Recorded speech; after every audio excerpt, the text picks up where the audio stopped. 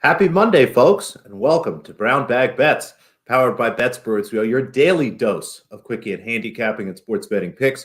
Joining me, as always, and looking very pretty in pink. How are you, Andy? Very pretty. Yeah, feeling good, feeling refreshed from the weekend. Yeah, somebody just brought up Army. Army basketball was up by like 25 points at halftime. Could not cover the 3.5. I was almost praying for overtime at the end. That's what I deal with betting college basketball. But back in the saddle today. Conference tournaments are continuing. 4 more start on Wednesday. Look for more previews on that. Big updates on the BetSports website today as content is starting to roll out. We'll get to that later this week. Otherwise, we'll get to some picks later. But I'm going to bring on a guest today on a Monday. I don't know if we do Monday guests all that often, do we? I don't think we've ever had our first I don't Monday think guest, so, but I did see. Right now, Shave Sherapin was on a Monday. That's true. Somebody I follow, somebody I've followed for a while. And also, I'm just sick of basketball and tennis. I'd like to talk about some other sports. I got a couple hockey people lined up too as well. So when I saw on Twitter, he'd put out a nice preview for the season. I said that'd be some good timing to talk some baseball. So someone I know I've followed for a bit, Adam Burke. He is at Skating Tripods on Twitter. I couldn't find a nice picture of a baseball field, so I just put the picture of the Cuyahoga on fire. You can find him at Skating Tripods, like I said, on Twitter. He does some stuff with ATS Radio and Bang the Book and all that, and I think that's where I found you. Adam, how you doing this morning? I'm doing well. I like you guys having me on a Monday so that you can kind of half-ass it through the day. I appreciate that. That's the beauty of guests. Like I always thought, like, oh, it's a pain to line up a guest, but then when you line up a guest, you can make them talk for 20 minutes. It's a lot easier than me coming up with content. So, like I said, it's when did the preview came out a couple days ago? It's March 1st today. What's true opening day? April 1st, month from today. Month from today, so we got a month. There were, there was a time where like opening day was not how it is now. Now they do these like standalone series where there's like 1 or 2 games that start. It used to be everyone just kind of started at the same time, but that's kind of my birthday's right after that. We got Easter that weekend too. It's going to be kind of a messy little section there, but what are you doing for the most part in these next 4 weeks? You've written your preview. You've gotten a lot of ideas down on paper. Like, are you watching these games? Can you watch these games without some sort of premium service? What are baseball handicappers doing for March right now? Yeah, I don't watch a whole lot of spring training. I mean, it's kind of difficult too. A lot of ballparks don't have StatCast data. So, we're not getting a whole lot of advanced metrics or anything like that. So I don't do a ton with watching spring training. I do a lot of reading at this point in time, trying to see what other people are thinking, kind of looking at places like Fangraphs, Baseball Prospectus, The Athletic, a lot of the places that generate content, the people that have access, the beat writers that have access to these teams, the coaching staff, the player interviews, the stuff on the backfields, all that. Now it's really about reading. I've done a lot of my researching and I've done a hell of a lot of writing with that guide. So now for me, it's about reading. It's about sort of figuring out what teams are doing here in the spring, if there are any philosophical changes, whether they're on the offensive side or the pitching side. Just consume as much information as I can to get ready for the season here on April 1st. And everybody does start April 1st, I believe. There aren't any games, like the spotlight game the night before or anything like that. I think all 30 teams start April 1st this year. Oh, nice. Good. I'm glad because I hate that. The one time there was one team that had played like 4 games before anyone else played a couple years back. It was very confusing for me. Although I did bet on those games. It's still standalone baseball games are going to catch some of my money. Oh yeah, absolutely. Especially those the primetime opening night one. Yeah. He did mention, you've been doing a lot of writing. You did a fantastic job with the preview. It's a little over 275 pages of just chocked full of great information and content. The main theme that I kind of pulled away was you seem to like the Houston Astros. Do you want to give the folks kind of, your 2-minute elevator speech on the Astros? And I think you bet them to win the title, the pennant, and I can't remember, but you probably have a division bet as well, if I had to guess. Yeah, division and World Series. I don't do a lot of the pennant betting. I think for me, I consider the World Series to be a season-long investment. I consider pennant betting to be a 1-month investment. I think for the World Series, I just want a team that's going to get me there.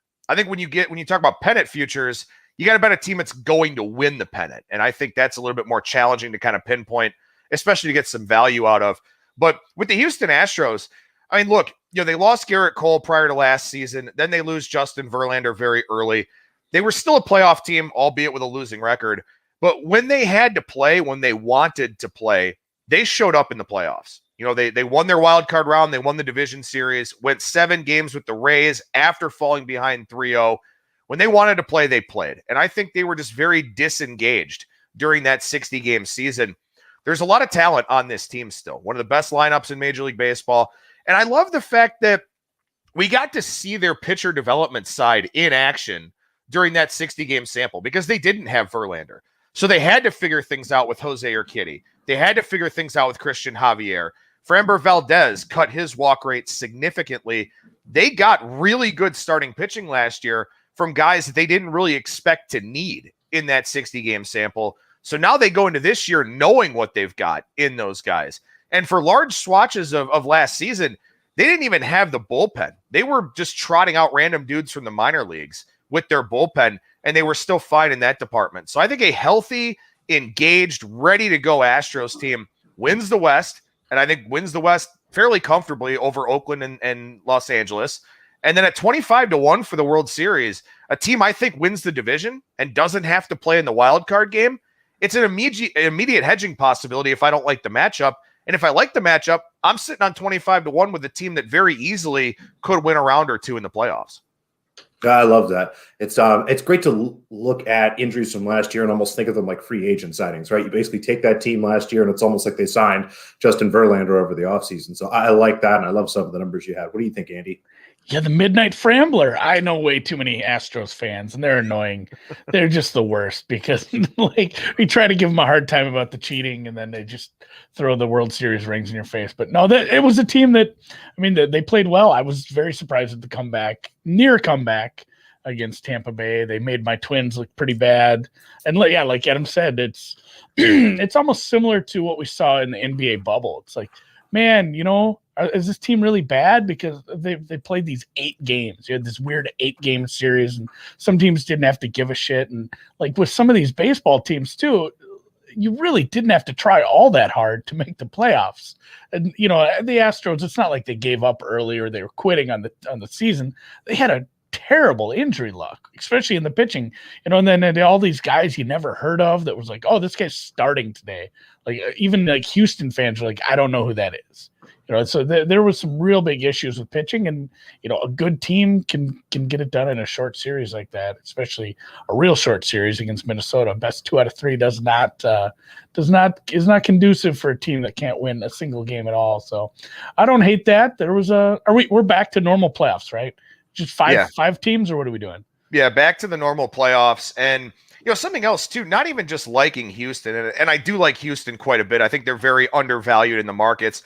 When you lose a player like George Springer, or, when you've got Verlander on the shelf and you lost Garrett Cole, the previous offseason, really a lot of these baseball futures things are predicated on the court of public opinion. It's what did you do over the winter? What did you do to impress me? And Houston didn't really do anything except double down on their player development side, which is something that they've excelled at over the last several years. But another part of it to me is that I think Oakland is a massive regression candidate. I think they're going to fall off quite a bit. And I just don't think the Angels pitching staff is there yet. I love Trout, and I obviously love Rendon, but the pitching staff isn't there yet. So again, I think the path of least resistance is, Houston's route to win this division. And like I said, with a World Series future, I want to get a team in the playoffs. I want to get a team there and then decide what I want to do from that point. Because you've got, options like hedging series prices or, live series prices after a game or two, something like that. But it all sort of comes together as a big overall picture. It's not just liking Houston. It's that I also dislike their closest competition. Yeah. No, and just as with everything, like any bet you'll ever make in your life, it's always based on the price. Like it's one thing, Adam says he likes Houston, and obviously you're getting a much better price than you had in previous years. And obviously there's some teams that are sucking a lot out of that out of that number, whether I'm sure it's I haven't looked near the top of the AL, but the Dodgers number is super depressed. Like, I don't know if you can bet a Dodgers future at this point. Maybe you can and just say whatever, they'll spend all the money and we'll cash it anyway. But getting a big number like that into the ALCS, there's a lot of things to wiggle your way around, especially, in a 7-game series. They win game 1. You can be looking at a pretty good season or live series future to come back on the other side if you wanted to, hedge your bets and make sure you make a little money there. So people asked about the Twins. I haven't looked much at baseball yet. I know, obviously, I follow the AL Central a little closer.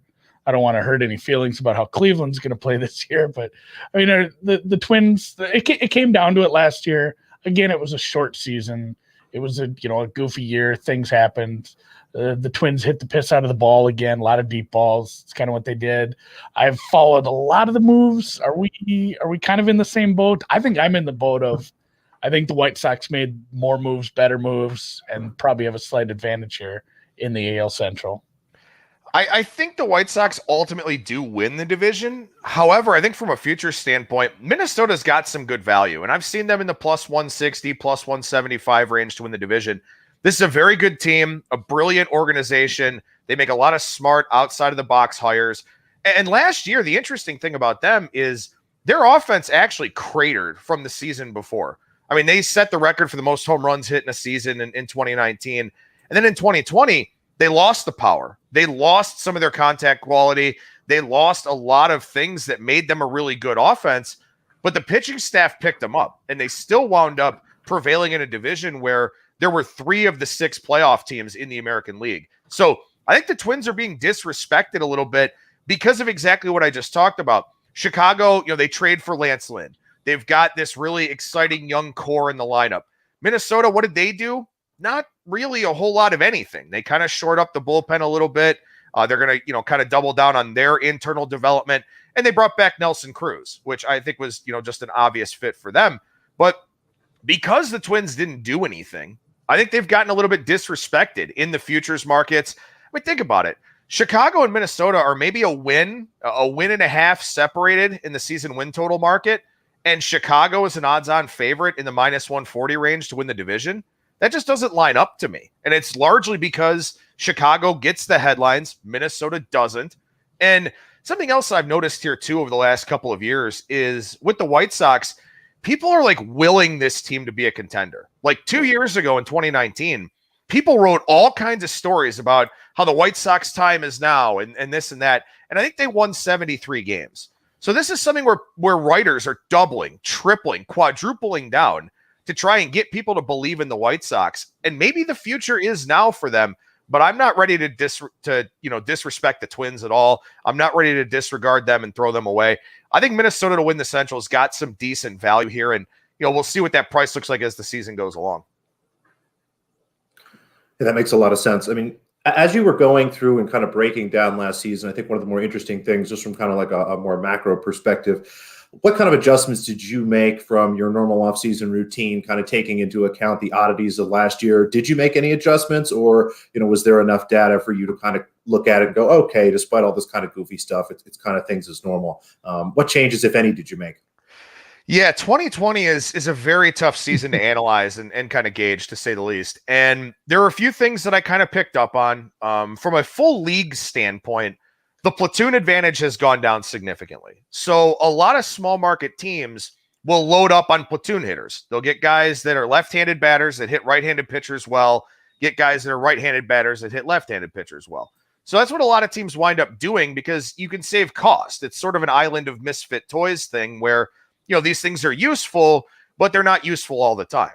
So the platoon advantage has actually kind of died. Last year, contact quality for left-handed batters against right-handed pitchers was down significantly. Batting average and batting average on balls in play were down significantly because teams are shifting more now. So you got guys pulling into the shift. You got, better defensive scouting reports. And then also pitchers are pitching a lot differently now. Last year's fastball percentage was 50.5%, lowest of all time.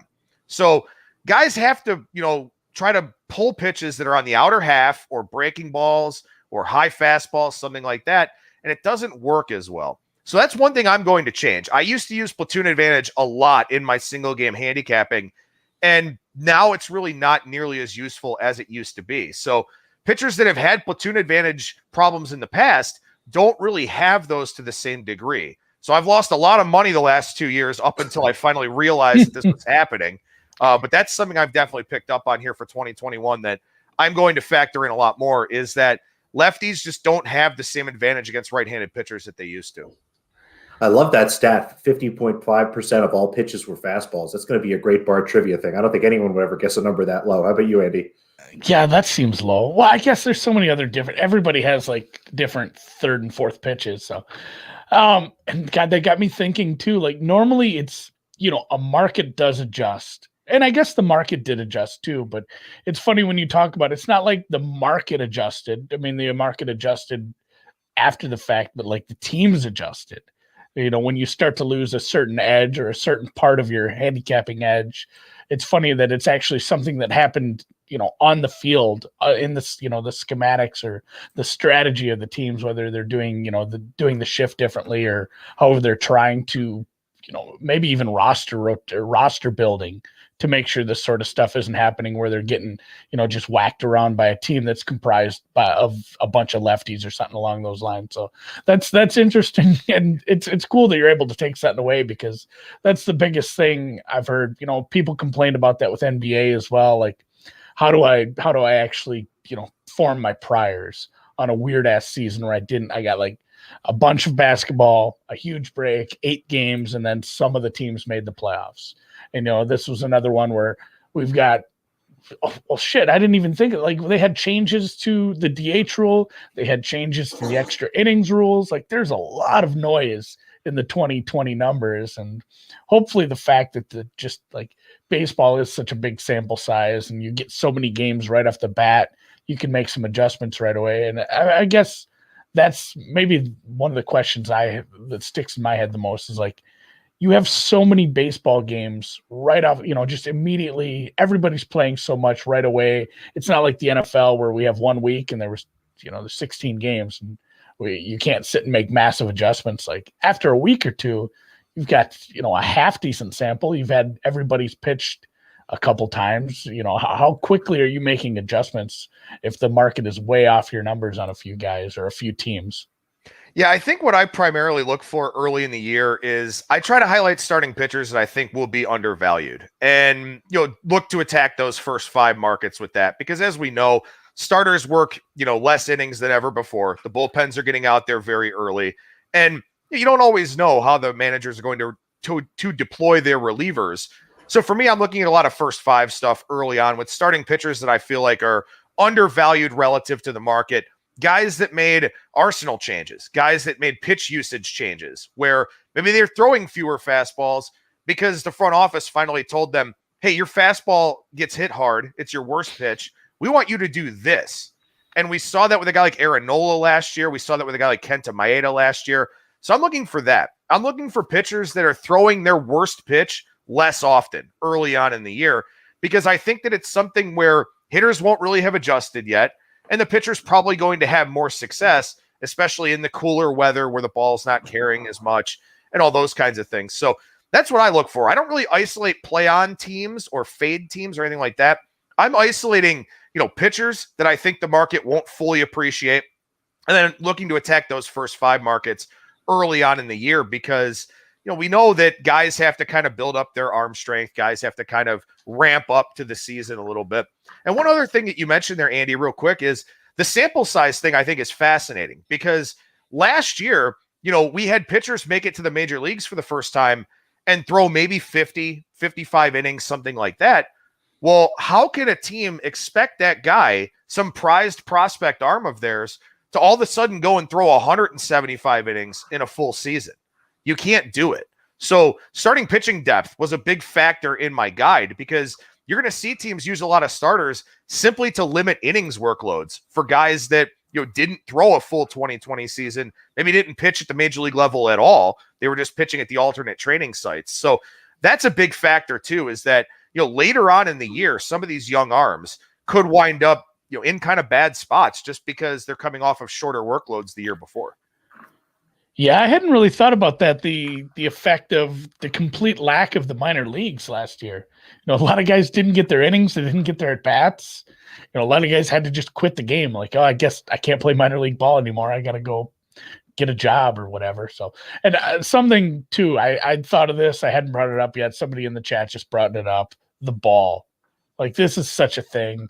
Last year, I remember people were sure it was a certain ball, and then it wasn't, and we saw noise, and you saw some signal like, oh, they juiced the balls again, and then after like 30 games or 30 games in, it's like, are we sure we're dealing with this ball? Like they've just kind of come out and said this is the ball we're going to have again.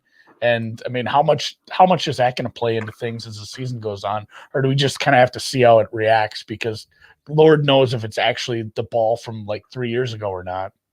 I think it's going to be really interesting, and it's always touch and go. But the nice thing is, going into this season, as you said, we actually know. Going into the last few seasons, we had no idea how the baseball was going to play.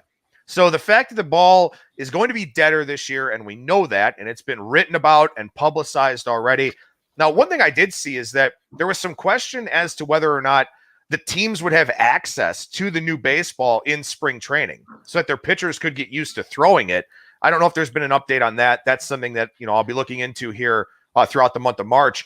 But one of the things that I looked at and focused on a lot in the guide over at ats.io with regards to offenses is I'm looking a lot at teams that hit a lot of fly balls because, now you're hitting everything into the shift and all of that.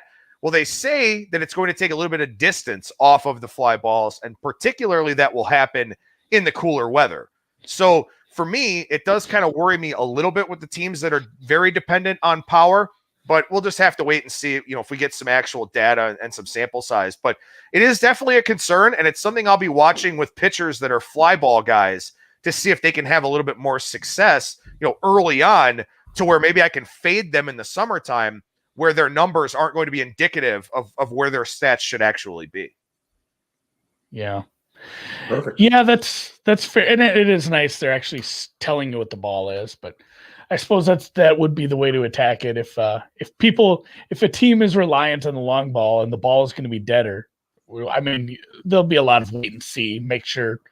But and also going back to your starting pitching thing, like if anybody is looking at betting baseball for the first time or getting seriously into this, like everybody I talk to who does baseball betting, like seriously, like that's their biggest number. It seems like they really, really have a strong power rating for all the starting pitchers and based off that. Now, you're going to take it in the shorts if you're wrong, because you're going to back a guy, and if he just doesn't have his stuff, you're going to lose. But for the most part, if you can get those numbers right, you're going to identify guys who are undervalued, and you're going to be able to take it. That's where the money is made, when you're betting on numbers before the numbers are right. Before the market realizes like this is probably going to be a good pitcher this year. Like you brought up Kenta Maeda, like we knew he'd be decent, but Christ, he was like Cy Young talk for a little bit there, and you were getting decent numbers on him for a little bit, and obviously after a while it adjusted. So, yeah, that was good. I enjoyed some baseball talk. One more time, let me know where you can find the guide there you wrote before we let you go for the day. Yeah, you can follow me on Twitter at Skating Tripods, and I've got a link to the landing page over at ats.io that has links to all 30 season win total previews, a glossary of stats that I use to handicap, and a lot of the concepts that are discussed in those team previews. Also have World Series, pennant, and division futures, and some player futures stuff. AL, NL MVP, Cy Young, and then the Home Run King, which is probably my favorite overall article to write. But you can find that landing page over at ats.io. And then I also, on my Twitter page, again, at Skating Tripods, I posted the PDF in Google Drive. As Alex said, I think it's 278 pages. So it's very long, very comprehensive. But I think it's a good read. I think it's a very good way to get ready for the season. And also, like I talked about, looking at pitch usage changes and stuff like that, it's got a lot of fantasy baseball impact in it as well, because I go on an individual level with some of the players in the team previews that'll help you with your fantasy baseball drafts and all of that. So it's primarily a betting focus, but it's a pretty multifaceted guide as well. Yeah, you did a really nice job there. There's a lot of good detail, and I enjoyed your Phillies optimism. Yes, thank you. Yeah, I like the Phillies quite a bit this year, so hopefully we'll see if that one plays out. But no, I'm glad you liked it, and thanks for the kind words on it too. I appreciate it. And I do have to, before we let you go, I do have to bring up we had you on the deep dive last year, and obviously this right before the season was canceled. But you did talk me into like Rays to make the playoffs future, and where I bet that they honored it. So I had to just wait. I guess I had to wait the same amount of time technically. Like the playoffs started when the playoffs started. It was pretty close to where they would have normally had them, but I was surprised they honored that. So I was 1-0 in baseball betting last year, thanks to Adam. And again, follow him over at Skating Tripods. And thanks a lot for coming on today. Absolutely, man. Thanks for having me. See you, Andy. Take care, man. All right, that was Adam Burke, and he bets baseball and drinks bourbon. So he's a guy I like quite a bit. And I think we'll do some more, obviously some more baseball content as we get closer to the season and into the season. But we do the other sports, basketball, tennis. I don't do any hockey. Looking at hockey, yes, yet still talks about that. But you had a basketball bet for the night. In fact, you know what? We're just gonna put up the banner. I think you should, because I don't think we have other banners. But just a team total for me. The Utah Jazz playing against the New Orleans Pelicans, I was able to get 121. I think there's probably a 121.5 still around or something in that nature. But the Pelicans just playing at a breakneck pace the last couple weeks, and Utah is scoring at a very high rate. I love the matchup here. I think Utah gets to 123, 124 points. So happy to go over 121 on the team total. I did post an under on the BetSperts app earlier this morning for Denver, Chicago, but that number's long gone. We got under 231 this morning. I think it's already down to 227. So don't play that if you miss the best of the number. I bet some basketball today. Kind of a goofy weekend. Goofy week. Wasn't a great week, but ended strong. I wish Army would have ended it stronger. Navy came through yesterday, even without some top players and their head coach. I bet on a team whose head coach and two of their top players are out as a favorite, still covered. So felt good about that. And these are a couple tournament games. So a couple of these are in the Big South tournament, which I previewed earlier. I actually probably would have thought about betting Gardner Webb at a pick'em facing Campbell. I think Campbell's highly overrated. I already have a Gardner Webb future, and I really wish it was Campbell like -2. If there's some late Campbell steam and it gets to like 2.5, I might think about adding some G Webb, but that game is at 6 tonight. High Point is a little earlier. I bet this at like 14.5. It's come down quite a bit. I wouldn't go much below 13 on this one.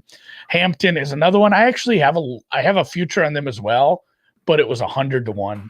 So I'm not feeling too bad about doubling down on a very tiny bet I made on them. They had to play their way all the way through the tournament if they want to get anywhere. So if we can get an upset out of Hampton tonight, I will have 100-1 in the semis. That'll feel all right. Again, almost nearly unhedgeable, but I like to ride a long shot because their team, I think, was a little underrated, even though they're like 9-15 on the year. Winthrop, real good team. That's the High Point matchup. But as well as I'm looking, I can't remember who my other team even plays. Oh, Radford. I was mixed up the two top teams. So Radford's a team I have a little overrated as well. So Hampton +8, I like quite a bit. And then FIU +17. I don't normally play massive dogs like this, but I found a fair edge on this. Somebody had an 18 out there this morning. I don't think this should be much more than like 14.5, 15. And again, this part of the year too gets a little goofy. This one's not a tournament game. The other two are. And so there is something to be said for tournament play. Those games aren't super close together, but you do save a little bit because you know you have something to play for. It's not just, we play in 4 days again, regular season. Like you're trying to win a conference title. So in those, I don't hate taking a little smaller of edges in conference tournaments. And then FIU is just numbers play. I can't make it that big any which way. So those are my 3 for today, and I'll have some more conference tournament previews out later this week as we get into the Ohio Valley A10 Patriot and Atlantic Sun, and we'll close with some tennis. Tennis. We love it. We're out of Australia, folks. They finally ran out of names for tournaments in Melbourne. So they went to France and they went to Qatar. No picks for Doha here. It's going to be a little tough. These tournaments are actually happening while we're on the air right now. For example, when we're done, if you want to watch something, There's a couple good tennis matches on. Azarenka's beating the crap out of Kuznetsova. That's in Qatar. And then the tournament in Lyon, Fiona Ferro is playing Magdalena Freken, which should be a competitive match. But when we look at tomorrow morning, again, these should all be tomorrow morning, early East Coast time, around 5:30, 6 o'clock in the morning. Most of these matches are starting. Dodin, a Frenchwoman, playing Caroline Garcia as an underdog, plus 135. I make this much closer to plus 110 and maybe even less in certain situations. These courts are indoors. They should be very fast. Fits perfectly for Dodin's game. And Caroline Garcia is a player that has more of a name than a game these last couple of years. So I'm happy to fade her here with the dog. I like that because it rhymes. We've got a parlay. Cornet and Golubich will put them together. Alizé Cornet hasn't had the best start to the year, but I think that should be a bigger money line favorite than the minus 160 or 165 that's kind of floating around. Victoria Golubich is an overwhelming favorite at minus 400, but she comes in with some pretty solid form through qualifying versus a player, Vera Lapko, who has played 2 matches since last September and played very poorly in those 2 matches. So happy to take the form and put the favorites together for plus money or better there. Sorry, Andy, no totals. I looked. I'll live. We can do without totals for one day, but fun day, Monday, back at it. Basketball all week, tennis all week, some more guests and more fun. And you know what? We'll catch you guys tomorrow. Have a good one.